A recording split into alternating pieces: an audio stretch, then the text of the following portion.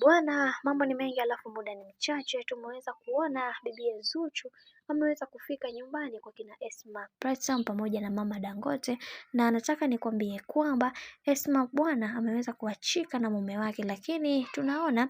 ameweza kufika nyumbani kwa mama yake mzazi, na pia Zuchu naye ameweza kufika nyumbani kwa mama Dangote pia, na tumeweza kuona furaha iliweza kuwa nyingi sana. Walicheza na kufurahi na kula pia, licha ya yote ambayo yaliyoweza kutokea, lakini tumeweza kuona wengi wao waliweza kuzungumza mengi zaidi juu ya hiki ambacho kinachoendelea, kwa sababu kuna mambo mengi ambayo yameweza kutokea katika maisha, na wengi wao walitamani kuweza kujua mambo mengi zaidi kwenye hiki ambacho kinachoendelea, lakini ndo kama hivyo mambo yalikuwa mengi na wengi wao waliweza kuzungumza mengi, wakasema kwamba wacha tuone mwisho wa haya yote itakuwaje, kwa sababu kila mtu anatamani kuweza kuona mwenza wake akiwa na furaha na amani katika maisha, ila tunaona kabisa kuna vitu ambavyo kadri siku zinavyozidi kwenda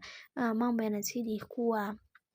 si shwari. Na pia tumeweza kuona wengi wao waliweza kuzungumza mengi, wakasema kwamba kiukweli kwa haya ambayo yanaendelea sasa, wacha tuone mwisho wake itakuwaje, ile tunaamini kwa uwezo wa Mwenyezi Mungu kila kitu kitakwenda kuwa sawa, maana kila mtu anatamani kuweza kujua mambo mengi zaidi juu ya haya ambayo yanayoendelea, maana kila mtu ameamini kwenye kile ambacho kilichokuwa kinazungumzwa, na wengi wao waliweza kupongeza sana hili jambo na kufurahishwa na vile ambavyo bibi Zuchu alivyotengeneza ukaribu wa hali ya juu na familia hii ya bwana mkubwa Diamond Platnumz. Lakini pia Diamond Platnumz ameweza kufurahi sana kuweza kuona Zuchu